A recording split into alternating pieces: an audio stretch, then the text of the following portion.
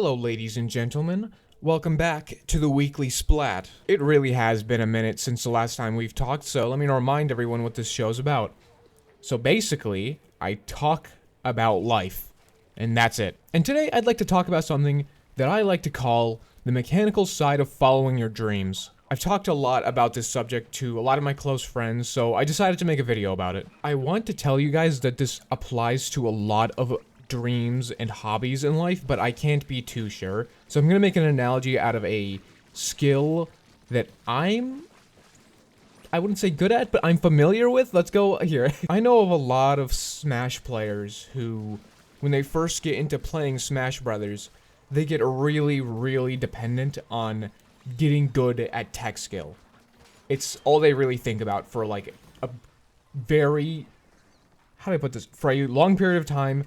And it's usually within the beginning of their journey of becoming a better Smash player. The reason why people fall into this trap is usually because tech skill is like the easiest thing to see improvement on, especially really early on. That's why like a lot of noobs are just really good at tech skill, but like they have no fundamentals. When I first started my YouTube journey, I got really caught up with editing. I kind of just thought, oh, better editing equals better video. I didn't consciously think it, but I basically just subconsciously did.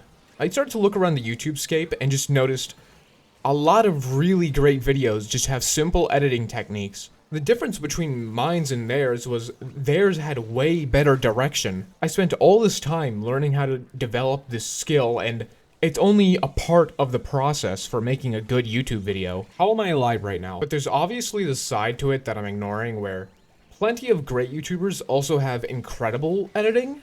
My favorite YouTuber, Funk, started putting animations in his videos, and his videos did perfectly fine without them. If anyone was to attribute all of Funk's success to just good animation, they would be doing him a disservice. He found success in his video essays in the first place without animations because he was really good at articulating his opinions in a unique way. At the end of the day, it's about what you're trying to make and why you're doing this. Do you want to make videos with crazy animation and crazy editing, or do you just want something simple and laid back and a little bit easier to watch? Personally, I love editing and animating. I recognize that a lot of it might be unnecessary, but I still do it. It makes me happy. That's the whole point. It's a skill, it's a hobby, I want to develop it. Come to think of it, my favorite videos have great animation and editing made by the same guy who owns a channel, not just some random hire. It has more heart to it. I really feel as if chasing your dreams can get so heavily obscured by your desire for success, and let me tell you why I think that is. I used to get super focused on small details and numbers, and it would sort of help guide me to success, but it also turned me into a robot that forgot why I started this in the first place. I realize you can stare at your YouTube statistics page all day, look at your melee stats and games over and over again until it loses all meaning, but sometimes you just have to stop and think, we might be caught up in the wrong thing. Although it can totally help, but if you're just starting up, it's really unnecessary. You'll stop making videos for the love of it, and you'll start doing it for perfection and engagement. That wasn't why you started this. What really helps me get out of this mindset is I'll try to think of what the video will look like, what I want it to look like, what I want the finished product to look like, and I'll try my best to make it look like that.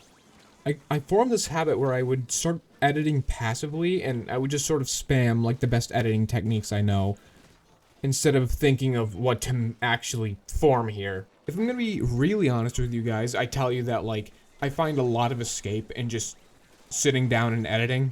I find a lot of fun in it, even if it's just mindless. Sometimes it's easy to just sit down in DaVinci Resolve and just throw together a video of just a compilation of clips of just my friends just talking. It's a lot of fun. It's very therapeutic for me, and it's also a great gateway into learning how to edit. There's also this period of time where I tried to make videos that were not in my style, and nor were they in my editing style, but I just wanted to try them because they were working for other people, so maybe they would work for me.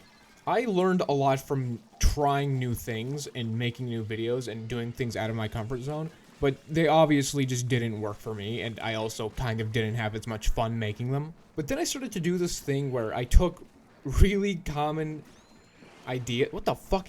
Look at that waveform bar. I took a lot of random people's videos and I remade it with a different idea, basically, you know, not doing the exact same thing bar for bar, but I basically took the video and I changed the idea, like, here's a cool video game fact short, but I made my own, like, spin on it, you know, and that was probably the most fun I've had making a video.